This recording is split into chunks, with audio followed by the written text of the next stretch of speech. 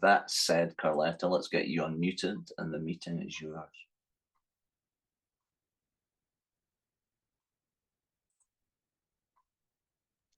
Okay. Well, good morning in New York City. It is like really morning. So I want to say to each and every one of you, welcome back to life. You know, it's always good. They say in the literature says every day clean is a successful day. So guess what, guys? We are successful right now. No matter where you are, it's a successful day clean. And that's the beauty about the program. You know, I just wanted to say welcome back to life. It's just amazing. And it's, you know, I was laying in the bed and I almost started to be, I was almost brought to tears because sometimes when I reflect back on my life and see where I am now, when I open my eyes, it's like, wow. Because I used for 20 years of my life. I came in when I was 42 years old, do the math, and I had 15 years and I think like 6 months clean. I used for 16 years. And I remember when I used, and I know that I'm not alone because the characteristics of this disease is the same with all of us if you consider yourself an addict. I remember when I used to lay in the bed after there was the ways and means and all that stuff was gone, like I couldn't trick no more. Like I had ran out of lies. Like life was just, woo, talk about hopelessness. Like I was one of those people. And I remember laying down in my bed after all the drugs was gone, after all that, and I'm left with myself. And I just used to say, like, God, me. Have you ever been in that state, a dilemma, that state of whatever, where you were just like, what am I doing? Like, why can't I help myself? Like, what is wrong with me? I remember being in that state, and I remember, and I have to also keep my story because the literature, when you start engulfing in the literature written for addicts, by addicts. So they went through the same thing that we're going through, and they started to write about it in order to help us. We call those predecessors. And I remember, you know what I'm saying, when when it was all said and done, I remember I sat in the corner of my house or whatever, you know, desperate. Do you remember that? Because I do. The literature says if you don't remember, you're doomed to repeat. I remember. And I remember just walking in the bathroom and getting a razor blade. I have to keep this up front. I have to keep this up front because I knew that I couldn't stop. And I didn't want to live in that state of mind. I didn't want to live doing all kind of things to get in use. Like all of my family was gone. Like the job was gone. Like I was living, like the literature says, you know, like I was a derelict. That's the characteristic. Like depravity had taken over my spirits, morally corrupt, if you don't know what depravity is. And why do I say that? Because I turned the insane things into sane things. It's all right to rob that woman. You don't want to live like that no more. I was tired. You ever get tired? I was. And I remember going into the bathroom and taking some pills and slitting my wrist. Now let's go back a little bit, and I want you to hold on to that story. I want you to hold on to that. I had a mother, I had a father, I had a sister, I had brothers, I had aunts, I had uncles, I had a whole family. A whole family. Grandma, grandpa. And I remember Christmas time was a big time that I remember. I remember Christmas. That's all I remember is Christmas time with them. And I remember they used to bring all the presents and the food, and, you know, New York City Christmas, the food, and everybody be dancing and everybody's happy, you know, until the liquor comes out. And the liquor was okay because I could tolerate the liquor. I can tolerate that. They get crazy. We go get drinks after them with cigarettes in it and all this other stuff with them. We be acting like the grown-ups. But see, once the liquor was gone, see, all of my family were heroin addicts. So once the liquor was gone, they would all start disappearing into the bedroom and the fight would break out. They were fighting for a next fix of dope. And I remember when all of them left or whatever, my mother left too, you know, the Christmas was gone. Not even the tree was there. And they started to die by the wayside. My mother, one day, I remember, and I often tell this story because, listen, I got to remember my past. I got to remember the insidiousness of the disease. I got to remember the destruction that it had throughout my family. How could I forget? Remember, my mother went into a closet, and after she used and all of this stuff and shame and guilt and remorse that the four-step talks, all of that stuff seeped into her spirit, and she couldn't take it no more. She took a lot of pills too. But see, she didn't make it. My mother committed suicide. My father died of alcohol. Alcohol is a drug. My aunts and uncles all died of dope. My uncles, the whole thing. My grandmother had 9 children, and none of them made it. My grandmother outlived all of the children, and they all died of dope or alcohol, and something killed them. The disease of addiction killed them. Went to foster homes because my hair was kinky and my skin was dark, and that you had a hard time. I used to fight and talk about, you know, the drugs did what it was supposed to do. It did. If it didn't, you'd have been like, forget about it. I'm getting out of here. But it did. And masked the feelings of all that insecurity. You can't say it didn't, because it did. It did. It made me forget about all of that stuff back there. But then in the literature, once you embark in the beautiful literature that we have written for addicts by addicts, it said, then it stopped working. It just says, then the euphoria wore off. Now, where the hell is? It was in hell. That's where I was. I was in straight up hell on earth. People shooting at me. I was on my knees more than I was standing up. And then they started telling me, they started saying everything was a push, promise, or a dream. It wasn't about the drug. I was a derelict. Come on, I promise, I'll give you some. And it was. And one day I remember being in a crack house. I have to talk about my nephew. Because what you do around you, you think that it just affects you. The literature says self-centeredness is the core of our disease. What does that mean? That means it's all about me. What are you talking about? I love everything you do, sir. Everything is about you. You don't think about other people. You think because the disease is cunning, baffling, and insidious. You think that, oh, I'm doing this to myself. I'm not with the children. I'm not with this one. But listen, honey, it's not true. I had a nephew that went to church every Sunday. His name was Joshua. And every Sunday, we didn't give a damn what day of the week it was. We were smoking like crazy people. And he used to go to church and put a card on the table. So when we come to, we would see that this child prayed for us. And one day,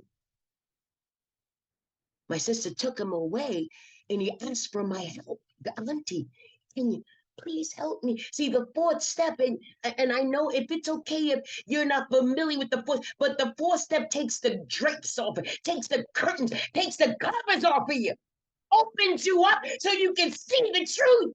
Because I got a way of camouflaging what happened. I got a way of suiting it to fit my spirit. But the fourth step, whatever, took them blankets off of there and showed the truth. And the truth, I used to say that, oh, I couldn't go, I couldn't do this. But the little boy asked me, Auntie Coco, can you go? But I was in the grips of addiction. And I said to him, baby, my auntie can't go. But if you ever need me, Auntie will be there. One day he needed me. He needed me bad. He needed me real bad. And I got a call for him, but I was smoking. I couldn't even talk. And I saw her call that said, Josh. Said, when I get together, I'll give him a call. But I didn't get together for 2 or 3 days. Then the police called me. And they said that your nephew was hanging off the back of a bunk bed. My 12-year-old nephew committed suicide because he didn't think that nobody, my sister was smoking crack and she had him. He was in a place by himself. I was in New York smoking. Who could this child call to help him? So he hung himself. Robbing my sister, my best friend. Me and my sister was all that we had out of a destructive family that just like I considered left us, but it didn't. They didn't leave us. Fourth step told me that. She came back to New York and we started smoking. But the when the pain is great, like the drugs don't help. The higher literature says the higher we went up, the lower we. Have you ever felt like that? The higher you went up, the lower you came down. Man, we came down. Drugs wasn't working anymore. It couldn't camouflage the pain that I felt for this child.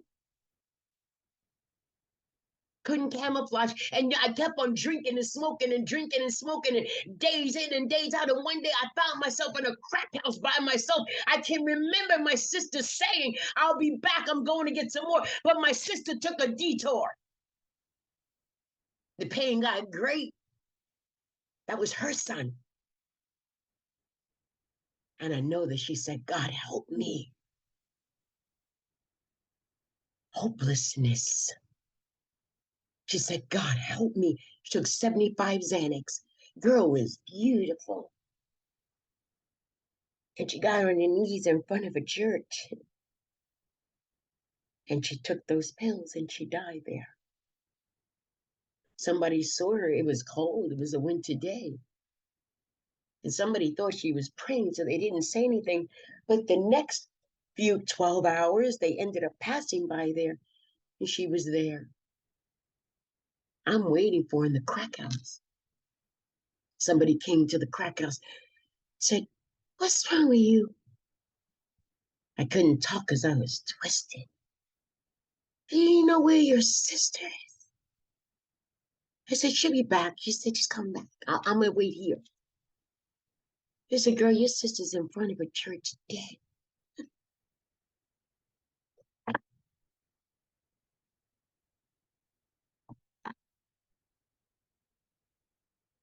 Right then and there, I knew that I was the next to go. Suicide riddled my family because of drugs, and they didn't know a way out. But see, by the grace of God, and I often say that if you got a seat in this place, it wasn't because of you, because that could have been me. I have marks on my arms to show that it could have been me. There's an awesome saying that I say, countless of addicts will not make this journey. Countless of addicts, my brother died in a crack house, but he knew the program when I was 2 years clean. And I talk about this because the disease is still killing, still doing what it does. Still doing. If you got a seat here, you did not earn that seat. In the second step, it tells us that. Tells us that we found we use. Give me one of those hits that's gonna bust my heart. Yeah, give me 10. Give me 10. insanity, not realizing the consequences of our actions. But see, the literature also says we are not responsible for our disease. Once I found out that I had a disease of addiction, have you ever said, "What's wrong with me? What's wrong with me? What's wrong with me?" Literature tells us when I found out that I had a disease of addiction, I was like, what? So now what do I do to help myself? What is the matter? What do I do? What do I do? Oh, wait a minute. Literature also tells us what you do. And we're here to let you know what you can do. Meetings are antidote. Sharing is an antidote. Hello? Meetings make sense. You ever get so crazy in the head and you make a meeting all of a sudden because now you've embarked in a spiritual program. I told you basically how I got here. When my sister killed herself, I found you. Because I used to hear you. Even if you hear me and you don't understand the thing I'm saying, the divine intervention is taking place. There is a seed right now that's being planted in your spirit right now. You might not even know what's going on, but there is a precious spiritual seed. Because once you hear this life-saving message, you cannot go back to using success. Hello, we will torment your spirit. It's true. It's true. You go back to using, it's not going to be the same. I entered in a program that taught me what I had. It taught me what to do to save my life. Literature also says this is a life-saving program. Don't you know that this program saved my life? And it did more than save my life. It started teaching me I want to destroy myself. For a step did, but first it gave me a God so that I don't get afraid. And I'm not talking about the God that my foster mother, the hooping and hollering, and I know y'all know that. Stop playing. Didn't teach me about that. It taught me just to have a loving and caring, just something other than myself because I'm crazy. Literature said I'm damn near insane. The things that I did, like normal people don't do. So I'm deemed insane. Like I'm being restored now to woo. Like what? I'm being restored to sanity. Restored. That means I said, damn, I must have been crazy. Woo-hoo-hoo. I have to be restored. Yes. Like normal people don't go out there 4 a.m. and with a blonde wig on or whatever and some high heel red go-go boots or whatever, just standing there. Normal people, I had to be restored. Mm-hmm. Like normal people don't tell stories, whatever, and then have guns and running with go-go boots on while they shoot. Hello, I have to be restored.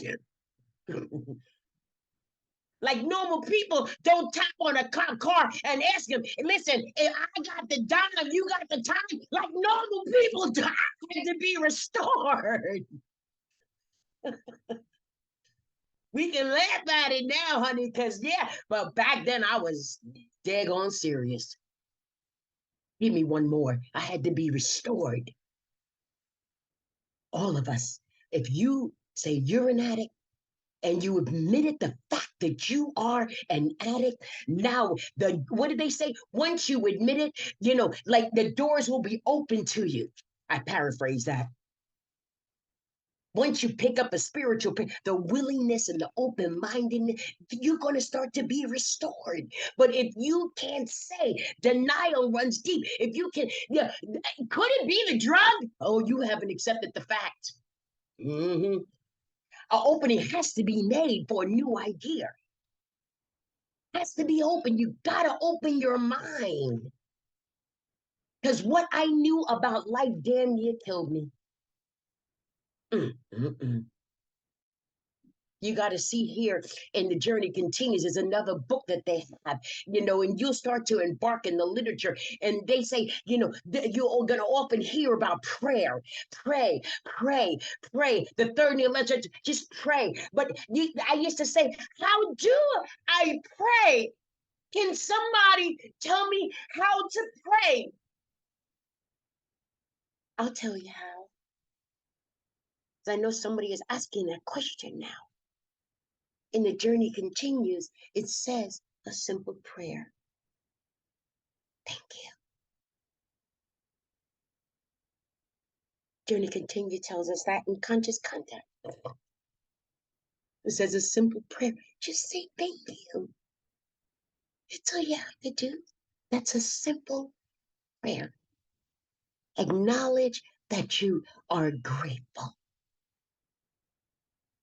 It could be as you're walking down the street. It could be as you're working. It could be as you're eating lunch or dinner or whatever you're doing. A simple prayer. And if you say that simple prayer, I guarantee you, your life will start to improve. Prayer is important. Things are going to happen. Just because you're clean doesn't mean that life stops. Somebody going to die.